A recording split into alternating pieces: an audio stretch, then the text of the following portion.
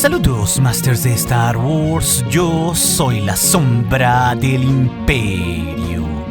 ¿Qué? La sombra del Imperio. La serie del Mandalorian en su temporada 3 recientemente nos ha tirado un santo pedazo de historia galáctica en los tiempos de la Nueva República, más de 5 años después de los eventos del regreso del Jedi, donde en ese film los rebeldes derrotaron definitivamente al Imperio Galáctico para así instaurarse como un nuevo gobierno galáctico, ya que los remanentes imperiales que quedaban tras casi un lustro en realidad no operaban desconectadamente entre sí como se creía o acéfalos, sino que tenían un movimiento mucho más coordinado mediante el Consejo en la Sombra, uno al que pertenecía el Moff Gideon y otros 8 individuos claves del Imperio, como se vio en el capítulo 7 de la temporada 3, Los Espías. Long live the Empire! Long live the Empire! Y esto en realidad, Masters, le ha dado mucha más cohesión a la historia de los remanentes imperiales, dándonos cuenta que individuos como el Moff Gideon, Brendol Hux, Pelion o el Gran Almirante Thrawn, en realidad todos en estos tiempos colaboraban juntos para un bien mayor en el fragmentado imperio, uno que servía desde las sombras al gran plan de Palpatine para no morir, sobre todo reunificando el imperio poco a poco para después convertirlo en la Primera Orden. Y esto a la vez conecta todas las series del Filoniverse como el Mandalorian, Ahsoka o Skeleton Crew en esa línea del tiempo, uniéndola a la vez con lo que ya hemos visto del resucitado Emperador Palpatine en las secuelas, pero también con la nueva película que hará Sam Dave Filoni como una reinterpretación en estos mismos tiempos de la clásica novela del universo expandido Heredero del Imperio, donde Thrawn ahí era el máximo villano heredando los remanentes imperiales, tal cual como se deja entrever en esa reunión entre el Consejo en las Sombras y como también se nos dijo en nuestra cara en el reciente tráiler de la serie de Ahsoka, Masters.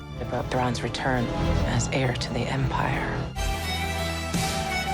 Es por eso, Masters, que para entender a mayor profundidad qué rayos es el Consejo en la Sombra o el Shadow Council, que revisaremos por qué este Consejo Imperial es tan importante y cómo conecta todo de cara al futuro en 3 puntos clave. Ok, y en primer lugar tenemos que entender el origen del Consejo en la Sombra, y sobre todo todos los que operaban antes en él y durante la serie del Mandalorian. Y hay que reconocer, Masters, que el Consejo en la Sombra del Imperio fue creado por uno de los elegidos del Emperador Palpatine para sucederlo, justo el almirante Gallius Rax, quien fue mentoreado desde niño por el propio Emperador Palpatine como su mano derecha, y desde los tiempos en los que era canciller trazando su plan de contingencia por si caía el Imperio. Y Gallius Rax básicamente sería algo así como el emperador sin título entre el año que pasó entre la batalla de Endor que vimos en el episodio 6 y la derrota definitiva del imperio que se da en la batalla de Jakku justo un año después, donde allá acabó formalmente la Guerra Civil Galáctica, firmando así el Tratado de Concordancia Galáctica entre la Nueva República mediante Mon Mothma y del lado del imperio firmando Mas Amedda. Y en ese año, Master, Rax, como un almirante con mucho poder, ejecutaría el plan de contingencia del emperador Palpatine, esto mediante la Operación Ceniza, para crear el caos en la galaxia y ejecutar también el plan de retirada de Palpatine y de múltiples de sus elegidos hacia las regiones desconocidas para refundar el imperio. Y en esa época, pues, Rax formaría el secreto órgano de asesores para gobernar el imperio, o básicamente lo que quedaba de este, el llamado, pues, Consejo en la Sombra. Esto como se puede ver en la trilogía de novelas del canon de Aftermath, que también son llamadas como Consecuencias. Y ojo que este consejo tenía una composición muy diferente al que vimos en la temporada 3 del Mandalorian entre 4 a 5 años después. Pero este de origen tras la batalla de Endor estaba compuesto por la gente más talentosa del Imperio Galáctico y algunas auténticas mentes maestras. De ahí que más tarde también estuvieran dentro de él individuos de la talla del Gran Almirante Thrawn, Moff Gideon o Brendol Hux, el padre del propio Hux de las secuelas, y hasta Gilead Palion, que se vea como la mano derecha de Thrawn. Y en los tiempos previo a la batalla de Jakku, el consejo tenía 7 integrantes, compuesto por el propio Gallius Rax, al igual que Ferric Obdur o el general Hobdar Borrum. También estaba el gran Moff Rand, que básicamente dirigía todos los bordes exteriores como gobernador. Inclusive el famosísimo dignatario Yupe Tashu, una de las manos derechas de Palpatine que vimos en el regreso del Jedi, que básicamente era un cultista Sith eterno que creía que Palpatine resucitaría. Y él era pues uno de los más creyentes en ese plan. Pero también estaba la gran almirante Rey Sloane, uno de los 12 grandes almirantes que había en el imperio, tal y como lo era el Chiss Azul Thrawn. Y finalmente, el séptimo integrante era el comandante Brendol Hux, el dirigente de la Academia Narcanis, creador del programa de lavado de cerebro para crear niños soldados. El mismo programa, Masters, que a la postre usaría a su hijo Armitage Hux, raptando miles de niños por toda la galaxia para crear el ejército de los Stormtroopers de la Primera Orden, tal y como pasó en la historia de Finn o Jannah respectivamente en las secuelas. Por eso, pues, desde aquellos entonces, el propio Gallius Rax veía en Brendol Hux al miembro más importante de ese consejo, porque creía que Brendol mundo les podría dotar de un nuevo ejército para resurgir, cosa que claro pasaría más de 30 años después, ya gestándose en los tiempos de la Primera Orden,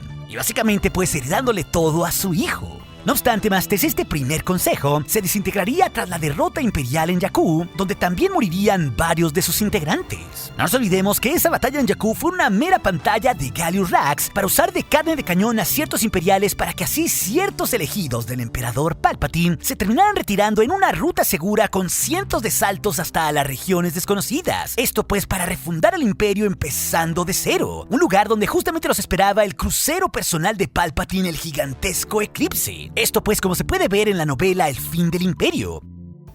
Y sabemos también por el canon que Palpatine en este punto de la historia ya había transferido su esencia hasta el planeta Exegol, esto en un cuerpo clonado de sí mismo que era infructuoso, básicamente porque no podía usar la fuerza. Todo porque esta pues no podía clonarse, como también lo deja entrever la propia Nala C desde los tiempos del Bad Batch. Esto porque la Kaminoana sabía que lo que quería Palpatine era prácticamente imposible. Así que de ese consejo en la sombra original, tras la paz con la Nueva República, básicamente solo quedarían vivos Brendol Hux, Rey Sloane, Rand y Borrum Masters. Aunque por lo ya visto en la temporada 3 del Mandalorian, casi 4 años después, solo en aquellos tiempos quedaría vivo Brendol Hux. Básicamente porque todos los demás que veríamos serían integrantes nuevos, y esto muy a pesar de que Rey Sloane en Aftermath creía que ella sería la nueva emperatriz dentro de las regiones desconocidas de la galaxia, lo cual también nos habla de las múltiples traiciones que habría entre ellos y todo tipo de complots, como también el propio Moff Gideon deja entrever en esas pugnas de poder cuando habla con Pelion, inclusive hasta teniendo experimentos secretos. Y justamente ahí el Moff Gideon destaca la constante ausencia de Thrawn de ese consejo, que curiosamente él era el que tenía el más alto rango ahí.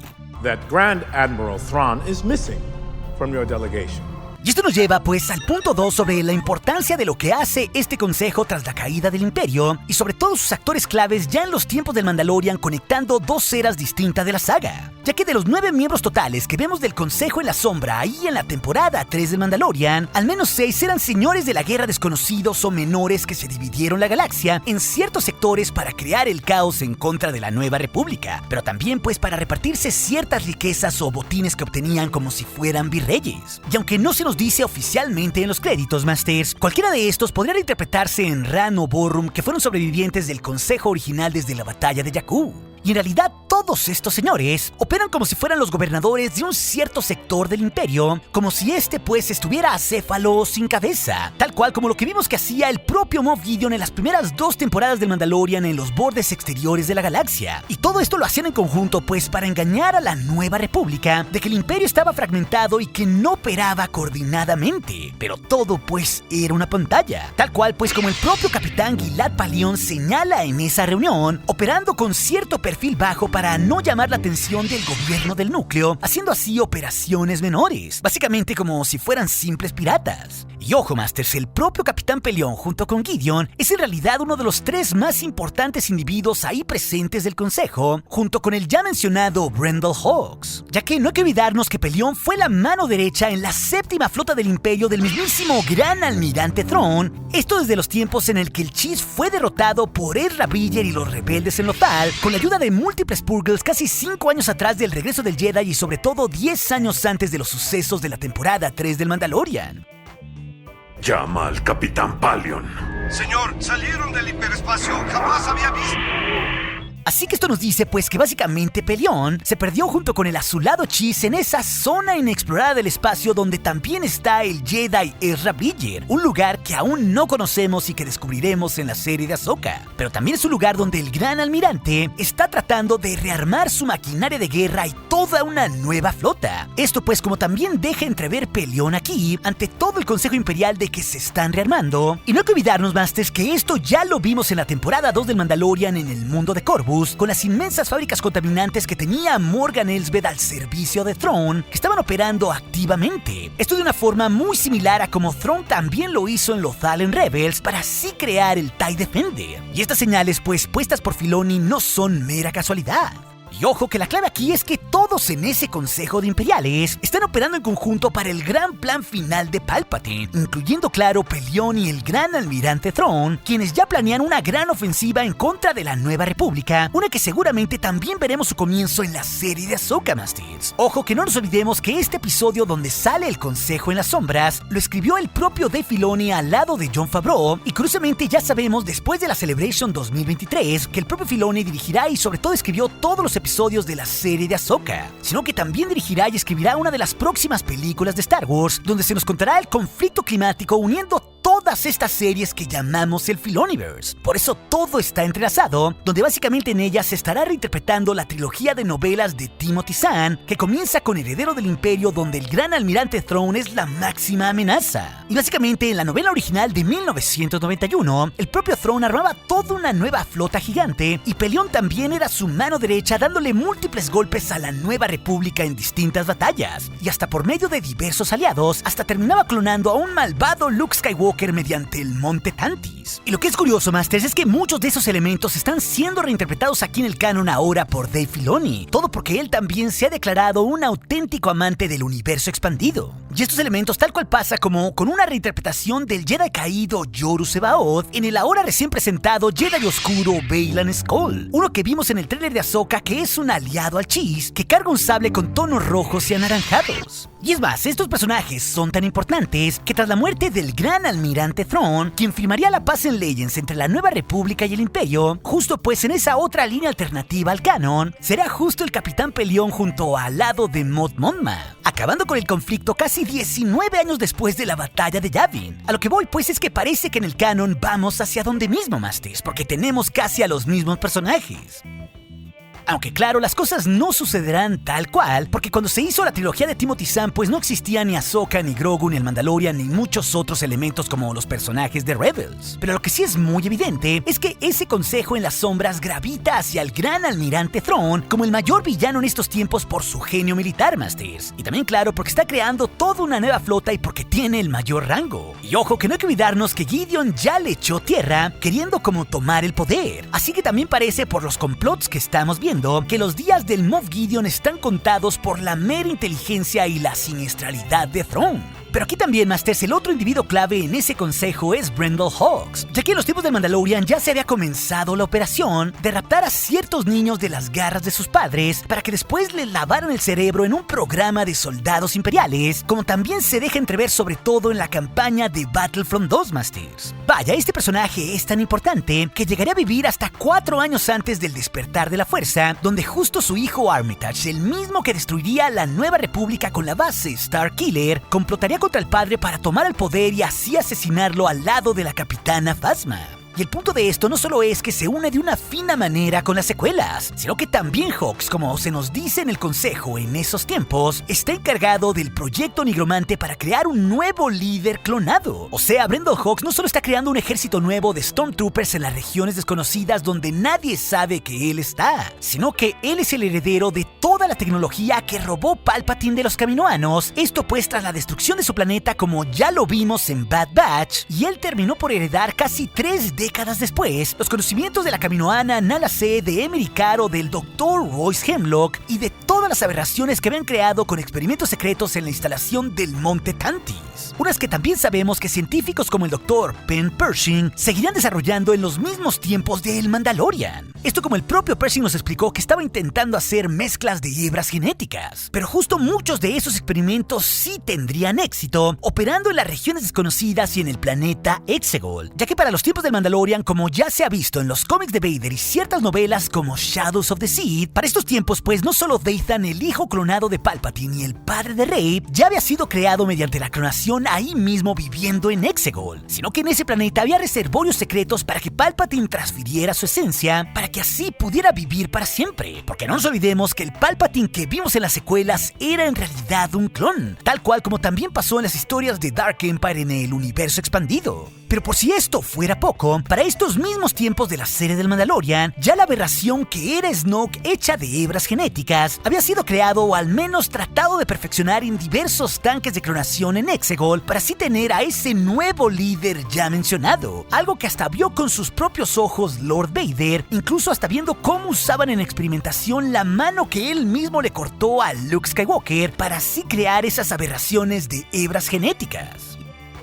Los mismos pues que menciona Pershing en el Mandalorian 3 en su episodio. Así que todo Masters está interconectado por el amo del canon que es Dave Filoni, que es un auténtico amante del antiguo universo de Legends como su servidor. Yo soy el canon. Y todo esto pues en nuestro punto 3, ¿qué nos dice de cara al futuro, cierto? Pues no solo que por lo menos Brendol Hawks, Thrawn y Pelion estarán vivos un rato manejando el Imperio Galáctico, sino que harán que el resto de los señores de la guerra locales, incluido el Moff Gideon, graviten hacia ellos o si no serán desechados. Básicamente pues porque lo que están haciendo ellos es lo más importante para el fragmentado Imperio en estos momentos. Sobre todo para que el Imperio resurja pues y reviva el propio Palpatine, que ese es el punto de todo. Vaya, no por nada el propio Pelion ante el Consejo les dice que harán la guerra con las nuevas fuerzas que tienen para darle cierto tiempo a Brendol Hawks para que él termine los proyectos inconclusos de la clonación. Unos que sabemos, Masters, que se terminarán parcialmente, esto mediante la aberración que era Snoke, que sí usaba la fuerza. Un líder que servía como tapadera o marioneta de Palpatine para manejar los restos imperiales y sobre todo para hacer caer la Academia Jedi de Luke Skywalker y seducir a Ben Solo. Y esto tal cual como los vimos de los cómics del canon contando la caída de Ben Solo y después yendo a llorarle como perrito al líder supremo Snoke. Palpatine pues aplicando la vieja confiable igual que lo hizo con Anakin.